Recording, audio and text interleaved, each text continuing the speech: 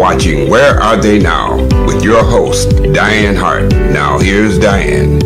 Good evening. Welcome to Where Are They Now. I'm your host, Dianne Hart. Tonight, I have the pleasure of interviewing a singer, songwriter, producer, entertainer, unique, soulful, and sensual are just a few of the words I can use to describe Simon Black. How are you tonight, Simon?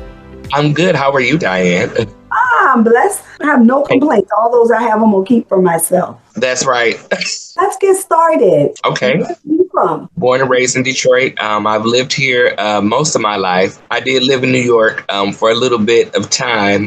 When I was younger, having my dreams of stardom, I lived there for about 6 months. I didn't stay there very long, but living there did let me know that I could definitely make it on my own because I didn't have a crutch to fall back on. Believe it or not, living there, I actually was homeless. I lived in the shelter system. That's where I lived. I did. I really believed in myself that much, and my faith in God carried me along the way. So what schools did you attend? My elementary school that I went to was Chandler Elementary. I'm from the east side of Detroit, so it was down the street from my house on McClellan and Chapin. For those of you who know the east side of Detroit, that's near Gratiot and 94. The middle school I went to was Whitney Young Middle School. It's still there. And then I ended up going to Kettering. I wanted to go to King, but the test that we had to take, I believe, was for math and science. They're really big on math and science. So it wasn't the math part that I missed because I count money very well. It was the science part. I'm not really into science like that. So I missed it and I was a little bummed by that, but I had to go to Kettering with the big old Kmart K, which is not there anymore. It's a factory now. I know that you have written some songs. Yes, ma'am. How many songs have you written? I don't have enough hands to count those songs. I haven't ever written songs for other people, mostly just written for myself. I wrote from experience in life. I haven't been on this earth very long, but I've had a lot of experiences while I've been on this earth. So that is the truth. So I usually write about love or God were my two main subjects that I would always write about. Those are things that inspired me. When I would go through, love is complicated. We know that. Whatever age you may be, it's up, it's down, it's bad, it's ugly, it's good. On the flip side, there was always my spirituality to pick me up after that. After just living and learning, basically. I always say things in life are either a lesson or a blessing, or sometimes both. Love that. That is truly the truth. Let me ask you this. Name some of the individuals that you had an opportunity to sing with or was influenced by. Well, I'm a very big Prince fan, very, very big Prince fan. God rest his soul. When I saw Purple Rain as a kid, just seeing what Prince was doing to the people with his magic and the gift that God gave him, it changed my life. Watching that little snippet of him doing his thing at the end towards I Will Die For You and to Baby I'm a Star, that said something to me. I tell this story a lot. I was outside playing in the hot summertime, kids running in and out the house, grandma saying, no, close my door, let the flies out, whatever. And I got stopped by the TV watching Prince do his thing.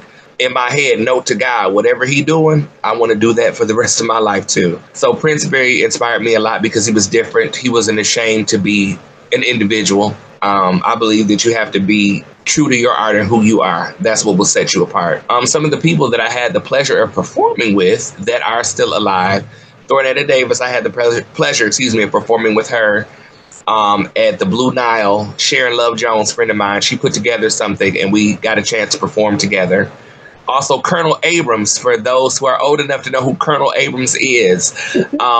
A friend of mine, this young lady, she saw me performing when I was very young, maybe around 22 or something like that. And she really liked what I was doing and she wanted me to perform for her party for New Year's Eve. I had no idea that Colonel Abrams was the act, and I knew who Colonel Abrams was because of my parents, but I had never met him. But yeah, he was really cool, down to earth.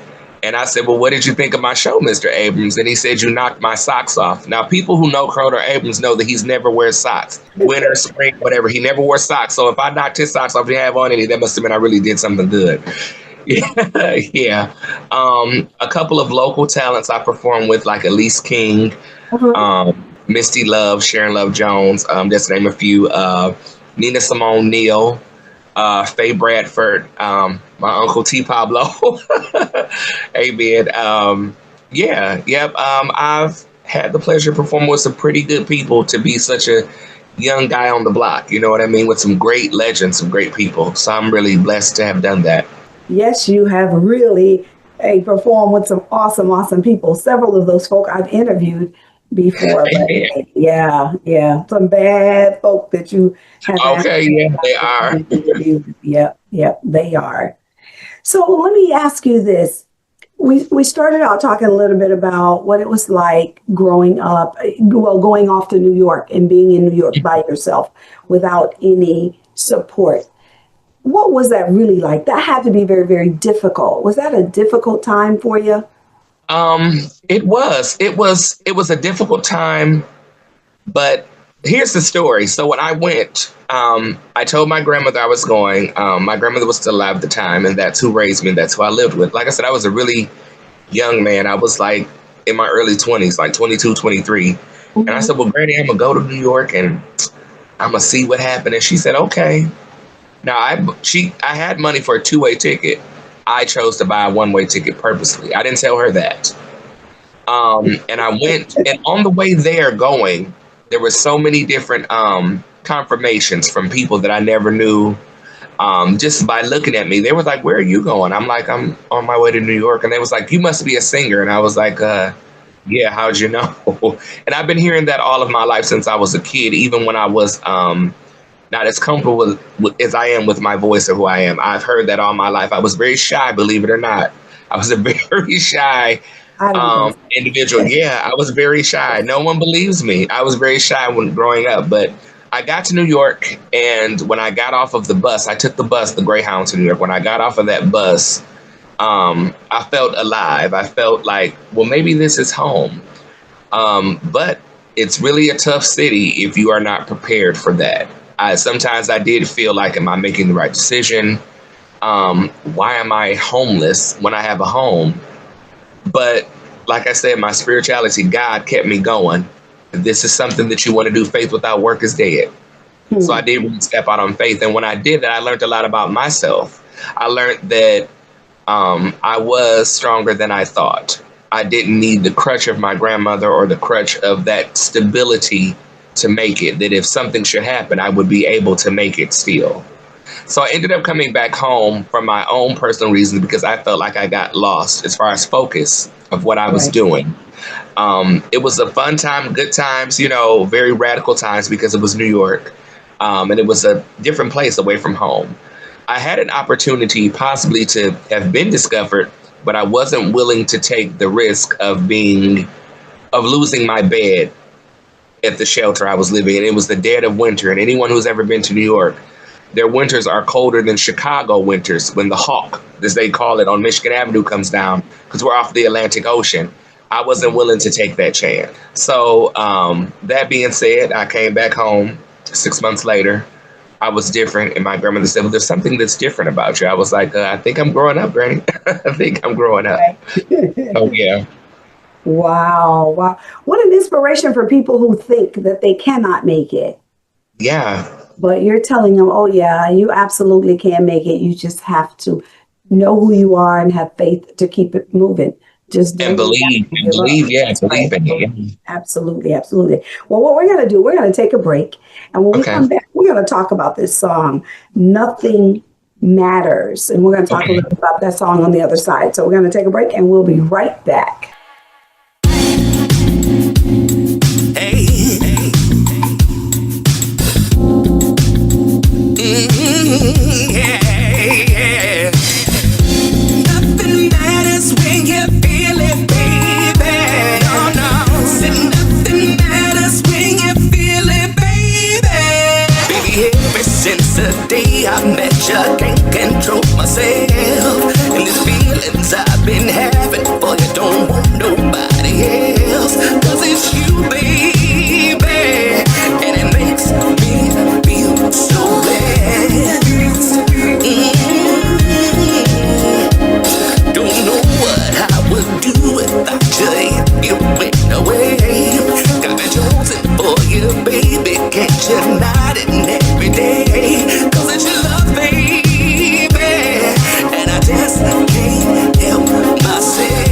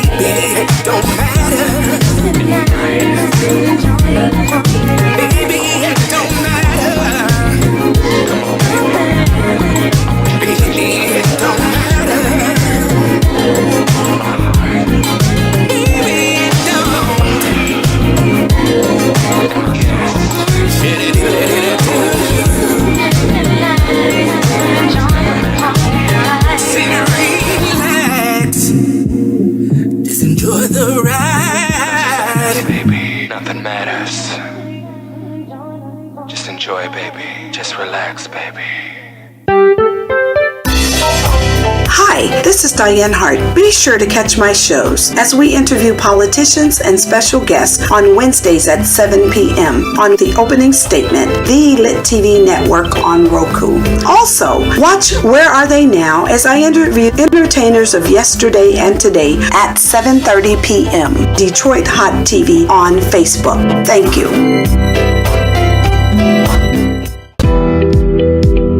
You are watching Where Are They Now with your host, Dianne Hart. Now here's Dianne. Welcome back to Where Are They Now? I am your host, Dianne Hart, and tonight I have the awesome pleasure of interviewing Simon Black. Simon, tell us a little bit about that Bad Jam. What prompted that song? Where did it come from? Well, believe it or not, I can't take all of the credit for just creating that purposefully for myself. There is this British group, and they're called Soul Persona. They are a production team, and I've listened to a lot of their remakes and retakes on other people's songs. They do a lot of neo soul stuff like that. Mm-hmm. And I heard something similar to that, and I was like, I really like this groove. If I did R&B, it would be like that. It would be that kind of R&B. It would be something that's timeless, because I want my music to be timeless, and I think music should be timeless. And at the time, it was somebody that I was dating, and this was during the pandemic, actually, when I wrote this song, and I actually completed it, but I just actually put it out this year, because, sometimes songs it's not ready for them. They have to sit for a moment. And I felt like, if you really love somebody, especially during the time we were in with the pandemic, we don't know if we're going to make it, what the world is going to be. People are starving. People are dying. We had so many losses, even just I did in the beginning of the pandemic. I felt like nothing really matters if you feel it. And I feel like your faith is a feeling. It's not something you can see. It's not anything you can explain to people. It's just something that you know and that you have to do. It's like almost using the bathroom. You can't tell anybody why you have to do it. Your body just tells you that you need to do it. And that's what prompted the words to that song. They came like that. I was sitting in my car in the supermarket parking lot, and I was like, wow, let me see what I can do with this. So I called the young man that I work with a lot. His name is D Knight. If you're looking for production or studio time here in the city of Detroit or Michigan, he's a great producer, young man. I've been working with him since 2006. And wow. We changed each other's lives, I'll say that. Because he did a lot of rap music, but I was his only R&B client, or really only singer he ever had. And we just really meshed well together. And so that's what Brought Nothing Really Matters about. Just someone I was dating at the time, and then where I was at in my life. And I didn't think that I had sounded as good as I did. And when I listened back to it, and we, finagled and did everything and all that, put everything where it needed to be, I was like, wow, this is really dope. Is this really me? Yeah, that's how that came about. That's what make that studio make it work, won't it? Yeah, but I tell people, a lot of people think that studio work is hard, especially when you sing live. What you get is what you get when you sing live. That's the truth. Mm-hmm. In the studio, you can be a little more concentrated. It's all about the right level of things. If everything is balanced where it needs to be, you can get the perfect sound. A lot of times people think, oh, that was awful. I sounded awful. Well, maybe it just needs to be hidden and something else needs to come to the forefront. It's kind of like a choir. Your best singer's in the front, and the parts that's not so good, you kind of put them in the back. I'm in the back, singing off key and all, but I'll be in the back. Yeah, and because the good outweighs the bad, you don't even hear that. It actually adds texture. Sound is like that. Sound, I learned that. The production part of me learned that, I would really think, I'm like, that was awful. And then I was like, well, wait a minute. Well, maybe if we put that away and put this in the front instead and do that, then it balances out. So the part that you thought was awful gives it more texture. It gives it a piece of authenticity, because a lot of music today we know sounds very artificial, and a lot of people, when they get in front of us, like now with the band, they can't reproduce what was on that record, or not even half as good. So I don't ever want to be one of those kinds of people. That's right. Well, let's talk a little bit about some of your most remembered performances when you think about it. Well, one of my most memorable performances was at the Detroit Black Music Awards. I won in 2019. I was nominated twice, in 2018 and 2019. So 2018, I performed at the Charles H. Wright Museum. Funny story about that. I was only supposed to do one song. I told you I love Prince, and a lot of people see me do Prince a lot. So I did Kiss, but when we rehearsed it, I was like, well, can I do another song? She was like, we may not have time. So what me and the band did, Auntie Misty, you know I love you, but she loved it though too. We did half of Kiss, and then we cut right into Purple Rain, so they wouldn't even miss a beat. Purple Rain is a very long song. So we did that. And I used the whole auditorium basically as my stage. I really did. Like, it was really the Grammys, because it is like the Grammys coming to Detroit. I did that not just, not to show off, but I did it because I couldn't believe where I was. I couldn't believe I was at the Charles H. Wright Museum, that I was being nominated for this award of such a caliber with such calibers of people. This was real. This wasn't a dream. I was making my dream a reality. So that was really something, like really, really something. I still remember that performance. It was a great thing, a really great thing. Another one was the Aretha's Jazz Cafe. Now it's not the music hall anymore. Let me be correct. I did a show with a friend of mine, Baby Doll. We did a legend show on a Wednesday night with Gwen Fox. She couldn't do the night, so she gave it to us young people. She wanted to give us a chance. Needless to say, we sold out the show. Gwen was very proud. We all did different artists. Of course, I had to do Prince. That was a very memorable show for me, because just the fact that somebody believed in us.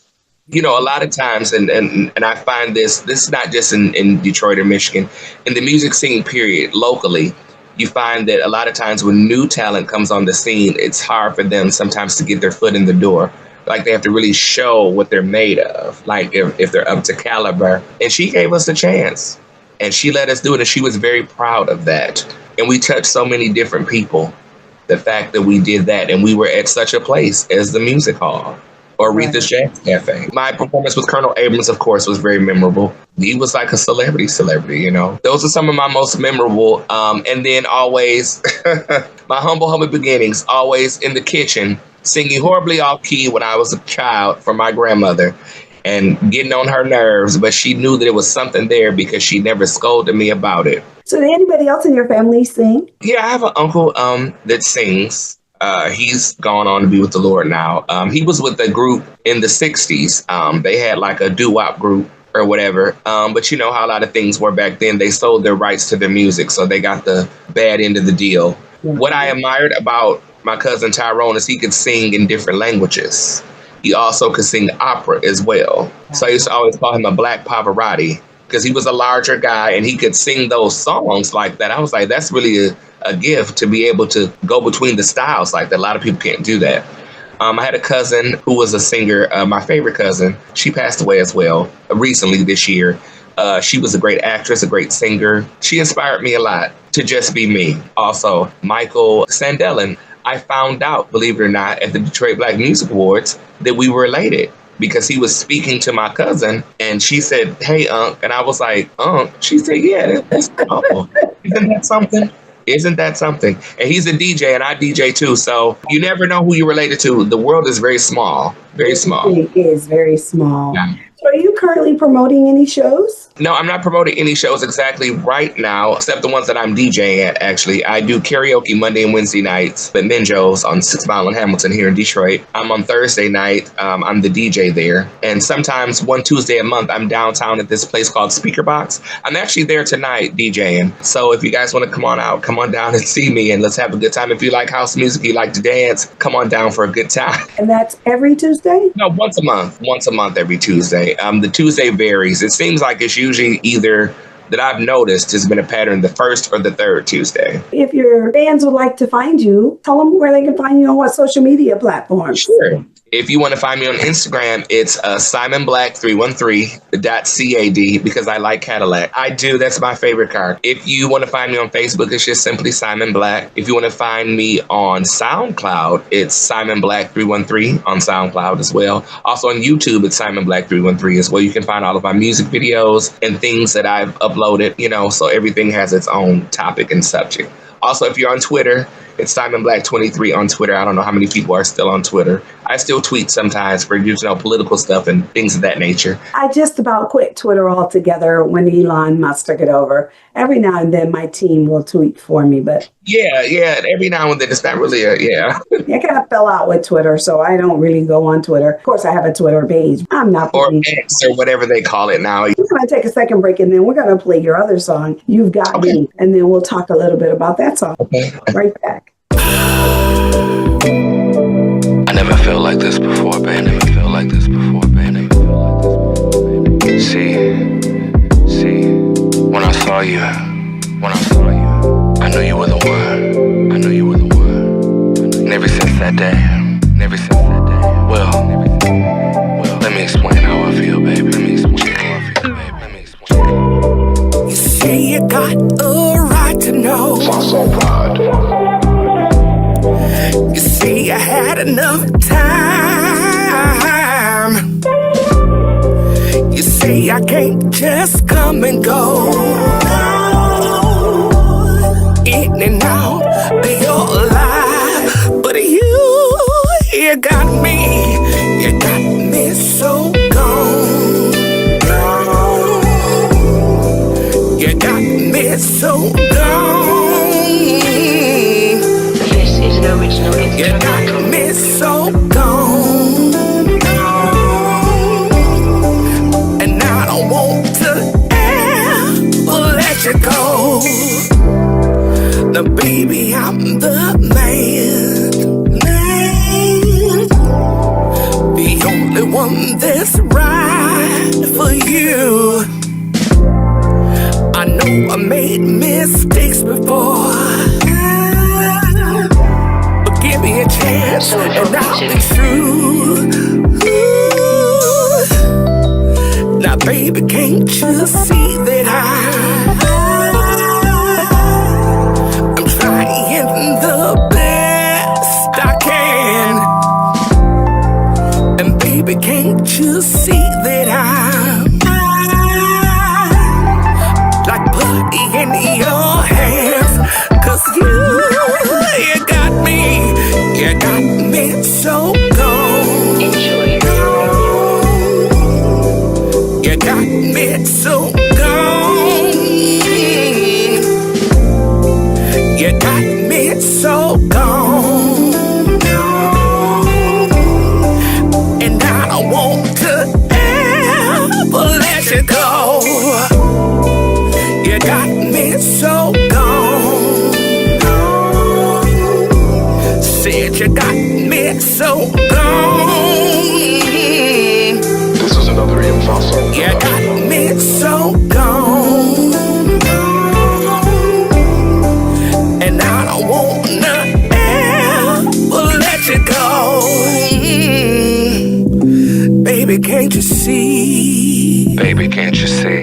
Baby, can't you see? Baby, We were meant to be, yeah. we were meant to be, baby. We were meant to be, baby. Can't nothing keep us apart. Nothing, baby. And I don't matter, it don't matter, it don't matter. It don't matter, baby. 'Cause you got me so gone. I said you got me so gone. You got me gone, baby. You got me so gone. And I don't wanna ever let you go. No. I never wanna let you Said you go. got me so gone, baby. Said you got me so gone, lady. Said you got me so gone, crazy. Said you got me so.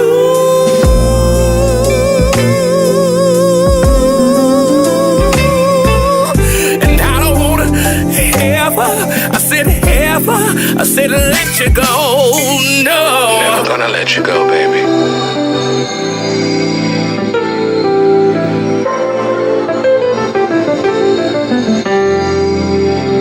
This is another Info Song production.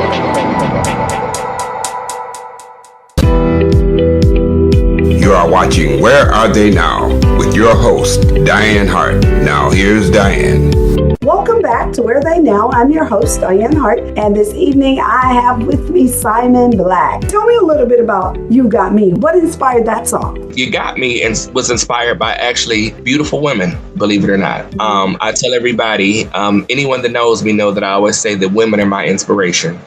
Even though I am a man, women are still my inspiration. I came from a woman. Women are beautiful. I appreciate women. If you look on YouTube, you'll see the video as well to it. And if you look at the video, there are a lot of beautiful young ladies in the video. Beautiful ladies of color, different shades, different sizes. Right. And I just was inspired by beauty, basically. I was inspired by beauty and inspired by sometimes the way that us men, I'm getting us together as men, that sometimes we don't do as we should by the people that we love. And we have to be accountable for that. And sometimes it's not because we want to be bad. It's just because we're so enthralled. We're so taken by our partners. We're so taken by the beauty. You know what I mean? We're intimidated, believe it or not, but we don't know how to say that. So all we can say is, you got me. As you hear the lyrics, you got me so gone. You got me so gone over you, baby. So yeah, that's what inspired that, just the admiration of beauty, basically. Yeah. Awesome song. Awesome. Well, let me ask you this. If you could give advice to some young, middle, old age individuals that want to go into this industry, what would that be? Give them some pointers on where do you think they should start and what they should be doing. I will say this. If you are serious about your music, start investing in yourself. Even if it's just a little at a time. A lot of people assume they see the finished product of what you're doing. They don't see the blood, sweat, and tears in the fight. They don't see that. Right.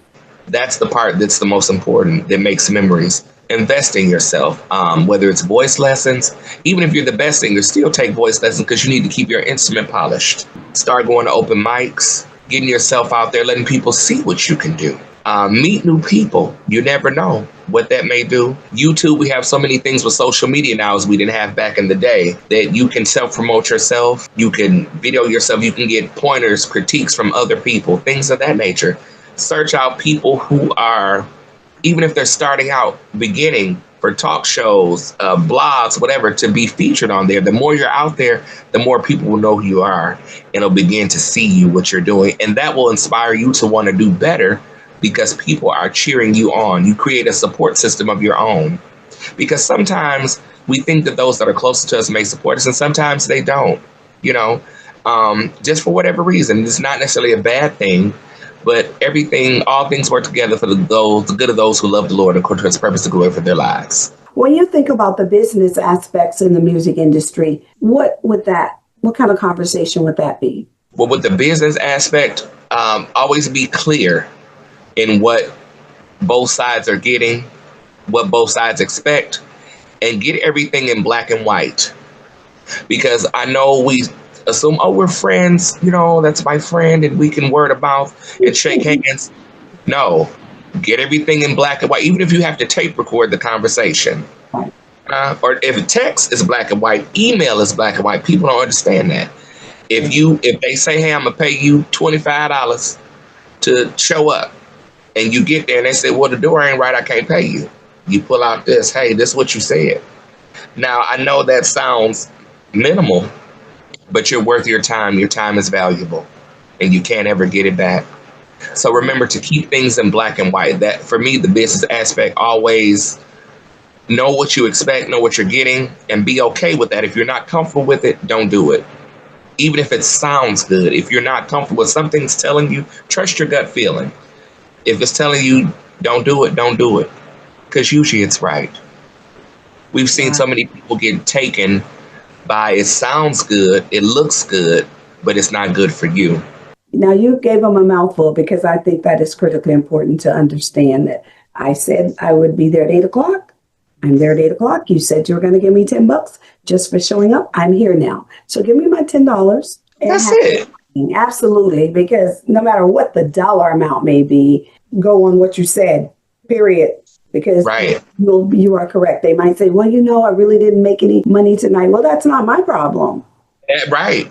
And I'll say this to any entrepreneur. If you're on the other side, if you're trying to promote something or put something together, don't pay your people from the door. Have their money set aside already, because it's not guaranteed you're going to pack the house out or sell it out, because people are fickle. That's just what it is. Have their money set aside. You want to keep good working relationships, because one day you may need them and you may say, you know what, I can't pay you like this. But because you were such a good steward in your business, they're willing to help you out because they know you're a man or woman of your word. That is so true. And that's important too. What do you think has kept you in this space as you move forward? Because I love what I do. I truly love what I do. Even when I wasn't making money from it, I love what I do. And that's another thing. Yeah, money, is a good motivator. Mm-hmm. But if you focus on the money, you'll miss out on the blessing or the joy of what you're doing. So I tell anybody more advice. Yeah, it's good. Oh, we're getting paid this. But when you focus on that, you forget what it's really about. You don't enjoy what you're really doing. You know, you just think about the green. You don't think about what it actually means to do it. You're providing a service for somebody. You're healing somebody. You don't even know it. So you're healing yourself, possibly. You know, and don't even know it. True. When do you think you're the most inspired to write? Nighttime, driving around, walking, jogging? I've been a night owl all of my life. Mm-hmm. You know, so I think in the nighttime for me, like the song by Michael Henderson, In the Nighttime, I think that would truly be, I'm inspired always by things I see, but the nighttime is quiet usually. Sometimes when I'm at work, because I do work, you know, those hours, 9 to 2, or sometimes it's 9 to 3, because after everything's over, we talk, we laugh, break down and all that. I think about things, just what I see or what I see the people moving to or conversation we had. Now, jot things down on my phone for notes. So yeah, nighttime is basically when I'm inspired the most. Do you ever wake up with music in your head? I do. And I learn to get it while it's hot, because if you don't, it's out. I've woke up, I've dreamt about whole songs in my head, like arrangement, whatever, production. And when I get up, I can't remember it. I couldn't remember it, you know? So I'm like, okay, God, I hear you. So when you hear it, when you awake, get up and get it, you know? So, yeah. So what do? Do you jot it down in your telephone, or you have a camera? Yeah, I do it all the time? I'll get the phone and do the notes. Even if it's a line, I'll say the line. If I have to remember how I sung the melody, I'll sing it into my little voice recorder, even if it's off key, but I know what it should be. Is that difficult to build a song from the sounds that you hear or something that you may see? For me, it is not, because when I first started recording, I didn't have people to make music for me. So what I would do is I would like the songs I like, because I did a lot of, and I still do, I did a lot of dance records, like house music records. Mm-hmm. So I would loop a part of the song that I liked, of the beat that I liked, and maybe take different parts of the song and kind of construct a beat like that without their words being in there, or parts that would be so recognizable for somebody to try and sue me or whatever. And I would build off of just the melody or the loop, like a whole song. So, and that's how I learned how to improv too. Like with DJs, they'll play a beat and say, well, Simon, sing some stuff to it. And I would just come up with some stuff. So that's how I work like that with all of my songs. I was able to build, but with R&B songs, they have to be a little more structured. You know, you have to have a verse, a chorus, a bridge, a vamp or whatever. And you know, the dance songs is kind of not like that. You can have a verse and maybe a good hook and say a couple words, and that's cool. You know, you can't do that with every song. No, you can't. Have you recorded any Southern Soul yet? Well, I do have one blues song. And it's called Time for Making Love. I never got around to doing that, like singing it or putting it out or nothing like that. Because I just wanted to record the song because I wanted to know if I could do it. You know, if that makes sense. I challenged myself like that. Let me see if I can do this. Not that I wouldn't ever do it, but I haven't. Yeah, that hasn't circled back around yet. I've done a song that's kind of more Southern soul that I did release. It's called Come Close to Me. When I was interviewed by T. Pablo on his show, it was on my Live and More CD. It's called Come Close to Me. I can send it to you, or if you can get it from him, that would be great too. It kind of reminds you of L.J. Reynolds' song. What is his popular song? Key to the World. It kind of reminds you of that, but the tempo's a little slower. Yeah, it's got more of a Motown soul groove, but it gives you that same kind of energy as Key to the World, just the live effect of it. So that's kind of Southern soulfully the way I did it, the way I sung it, because I was lamenting. Right. Yeah. Yeah. Okay. So Come Close to Me. Has it played on Detroit Hot Radio? Yep, has been on Detroit Hot Radio. Yes, it has. Ask Ange about that song. See if we can get it back up. No, but what we want to get up is You Got Me, and those are the two that you really want us playing on Detroit Hot Radio, right? Yes, ma'am. Yeah, yes, those are my two. Yeah, and Nothing Matters. I just actually released it today, so it should be up on everything by tomorrow. And I did it purposely for our interview today. Yeah. Oh, great. So Nothing Matters just got released. Yep. Wow. Well, you were the first one to debut it. Well, hey, I know one thing about it, it's a bad jam, so I expect to be hearing it. We'll have to make sure that Andrea gets it and puts it in the lineup. Yeah, I know that's right. So let me ask you this. Well, I haven't seen you down at Burt's lately. I haven't been to Burt's in a while. The last time I actually was at Burt's, to believe it or not, was a little during the pandemic, and then when they were doing the Tuesday nights there at Burt's, maybe a couple years ago, we were there quite a bit. Me and my friends with the band that they had, we were there quite a bit, and I hadn't been there since then. I think the last show I did there was maybe 2 years ago. And then, I know some things were going on with Burt's for a minute. Then I got busy. Life happened. But I do need to come back. So I'm making my way back around to my good friends I haven't seen in a while. Well, every Thursday night, they have the live. Okay. What time did they start Thursdays? Because I work 7, I think, because I was there just a few weeks ago, and I want to say it started about 7, and it goes till 10:30, I believe. It's kind of like open mic. But yeah, lots of people are there. It was amazing. I think it was Stevie Wonder's, some of his band was there last week. They were just there kind of taking in the music. Ralph Armstrong was on bass. And oh, wow. Okay. The guy that sings with Enchantment was on keyboard. Yeah, they all turn out. So you might want to kind of swing through there. Yeah. I also saw something about the Sunday night thing too. At Southern Fires they're doing now too. It's something with Denise. With Denise? Denise and her band. Lucretia, who I introduced with at the Detroit Black Music Awards, she was telling me about it. So they do it on Sunday, Southern Fires from 6 to 9. So I may have to swing on down there too. Yes, you do. And on Sunday during the daytime, of course, you can call your Uncle T. Pablo. He knows about all of where everybody is. I don't know where everybody is. I'm in Florida now. So well, I've got to come down there, and you can show me where things are down there. I'm always looking to travel. Trust me.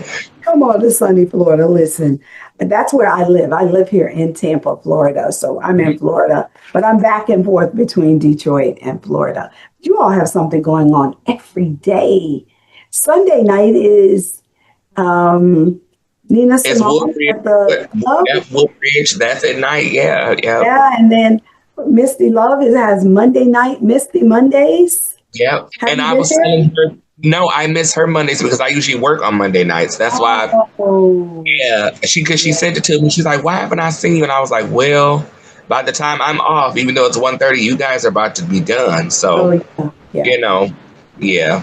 But who knows? Maybe something will happen one day. I'm off one Monday. Like Labor Day's coming up, and I think I may be off Labor Day. So if they're open, I'm definitely going to swing on down. Yeah, and catch Misty Mondays. Yeah. It was so much fun. I did get an opportunity to go by and sit and listen to all the people who came through. And it's amazing to me how you all just show up. Like I got to see you after Detroit Black Music Award show over at the pub. I was like, Yeah. oh, that's something. And you went up there and turned it out. So, it's it's so energetic to see all of you all performing. I'm like, did everybody in this city grow up to be musicians and singers? It seems that way, doesn't it? Right. And that's what I miss about, just being around such seasoned people, people who have paved the way for me. That's such a beautiful thing. And I just hope that continues to continue, that we keep passing the torch on, like letting people know these are the roots of this. This is where it is, and this is where it can go. Because Detroit, I say this, the younger people or the new talent is the future sound of Motown, because Motown is still here. Right. Every single day, every Yes, day, ma'am. you all are blowing up the airwaves with all of your new music. Thank you. Oh my goodness, that's great. Yeah. I You can't all are wait. some bad young folk. Well, I certainly look forward to seeing you when I come back to Detroit performing. I enjoyed watching you perform. I mean, you just light Thank up you. the room. And it was And I can send you some stuff to your email too, stuff you haven't seen, so you can check okay. that out. Oh, I can party at home, right? Yes, you can. But I know it's nothing like actually seeing people in person. That's real. That's true. No, it's not. It's nothing like seeing people in person. So as you move forward, what is it that you'd like to do next? Where would you like to go? You want to travel around the world? What is it that I do. Here's the funny part. Right before the pandemic, like I said, I do a lot of dance music records. So I was getting ready we were going to travel the world. We were going to go overseas, but the pandemic kind of stopped that, because believe it or not, they were shut down before we were. Right. I had friends in Italy. They were telling me, they said, you guys are still operating. I said, yeah, what do you mean? And he showed me a picture, and the streets were like a ghost town. And I'm like, well, what's that? It was like, oh, it's something going on, over here. We can't be outside. And I'm like, oh, okay. We haven't got that over here yet, maybe, but yeah, I was on my way over there. So that's what I still want to do. I would love to go back to Canada. I've never been to Toronto, believe it or not. I've been to Canada a lot, Windsor, but I've never been to Toronto. I want to go to Toronto and just experience something new. I want to go back to New York. New York was fun now that I'm more stable. Right. Just to go and just to feel alive again, if that makes sense. Right. Yeah, I do want to do some personal traveling just because I need a vacation, to be honest with you. Detroit is lovely. I love it. It'll always be home, but I love meeting new people and seeing new places. I do. So that's why I said Florida. I'm probably going to come. I got a couple friends in Florida. I'm going to come down there and see you too. Well, come on down and hang out a little bit in sunny Florida. It's very, very hot right now, and it's raining every day. I've heard that. Yes, it's very, very. It is definitely, worth a trip. You can relax, get you some sun, and take in a little relaxation. Yeah. But that's great. That's great. Let me ask you a personal question. Sure. Your grandma, did she sing? No, my grandmother did not sing. My great grandmother did not sing, but my grandmother, she was a very jazzy lady. I'll say that. And I had a kind of young grandmother, to be honest. My grandmother, because she had my mother when she was young, just being transparent. My grandmother, when I was younger, like a kid, my grandmother, it looked like the way it looked, that my great grandmother would have been my grandmother and my grandmother would have been my mother. How it looked, because she just kept herself together. Right, but she, right. She would sing songs, but I would say, oh, Mommy, you can sing. And she was like, no, I can't. I'm just joking. She was joking. I took it serious, or whatever, So she didn't do it professionally. I think she just had that kind of charisma like that. If she wanted to do that, she could, but that's nothing she never wanted to really do. I guess she passed that on to me. I made that happen. She gave it to you. Absolutely, she did do that. Well, I can tell you what, I've truly enjoyed having this conversation with you. Is there something else you'd like to share with our audience before we wrap up? Just remember to believe in yourself, even when other people don't. Always keep your faith in yourself, in God, and you can go wherever you want to go. The sky ain't the limit. The space is the limit. Remember that. Space is the limit. You create the space. And another thing, if they don't want to invite you to their table, make your own. I know that's right. But just say, create your own table and invite them over. So that's okay. You don't have to bring me to your table. I have my own, right? And remember, you can find me on my social media on Facebook. It's SimonBlack313.cad. On Facebook, it's Simon Black. On YouTube, it's Simon Black313. Make sure you request the song Nothing Matters, my new song that just came out today. You'll see it on all streaming digital platforms, probably in a couple days, but it's on Detroit Hot Radio for sure. And You Got Me is on Detroit Hot Radio as well, but the video's out. It's been out for a couple months, so go enjoy those songs. Tell a friend, bring a friend, spread the word. Please like, comment, and share. I love you in advance. God bless everybody. No, that's right. Well, listen, I am on Detroit Hot TV Facebook every Thursday night at 7:30. Also, I want to make sure that people remember, listen to Detroit Hot Radio. On Wednesday nights, I'm on Roku on the Lit TV network right here out of Tampa, Florida. That's at 7 o'clock every Wednesday night. Also, like and subscribe to my YouTube page, so every time I put up a new video, you will get it. Also, you can go out and watch all the interviews that we've been doing and see the people that I'm talking to and get to know Simon Black personally. See, that's what this is about. So that's why we're Where Are They Now, to make sure that you all get to see individuals like yourself personally. You know, they see you on stage and performing, but they have no idea some of the things that you had to encounter to get where you are today. And I think that in doing what you're doing and telling people, it allows them to understand that no matter what they go through, they can still make it. That's right. Absolutely. So I want to thank you, Simon, for joining me tonight. I look being you soon. I will be in Detroit. So okay. Thank you. Good night. All right. Bye-bye.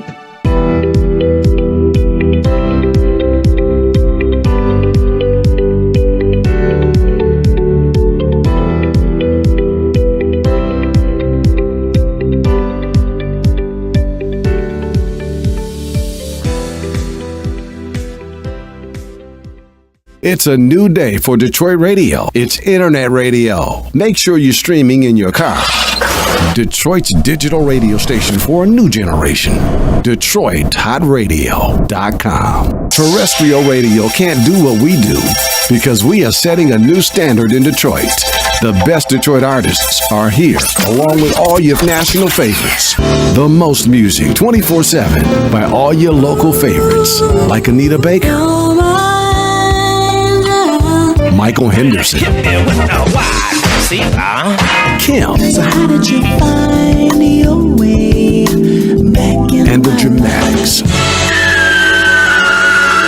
If they're from Detroit, they're heard here. This is where Detroit turns for R&B from yesterday and today. 24-karat magic in the air. Detroit Hot Radio.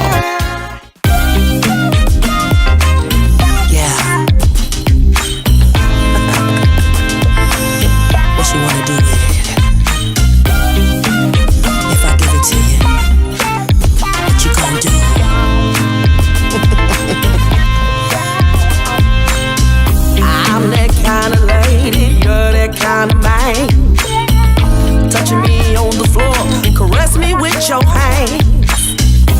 Ain't nobody tonight gonna do me right like you. Yes, I'm with you, baby. Let's see what it does as I move my body from left to right. Boy, you got that swag on. You're looking out of sight. You're smelling sexy with that good cologne. Keep on dancing on me, baby. You really turn me on. You can do what you gotta do. So while you're tripping, I can see you tripping, baby. You can do what you gotta do. So while you're tripping, I can see you illin', baby. As we leave the club, you know it's time to go back to your crib, babe. Hurry up and slam that door. The clock is ticking like 1, 2, and 3. Can't you feel this heat, babe, jumping right off of me? You said you ain't never felt no one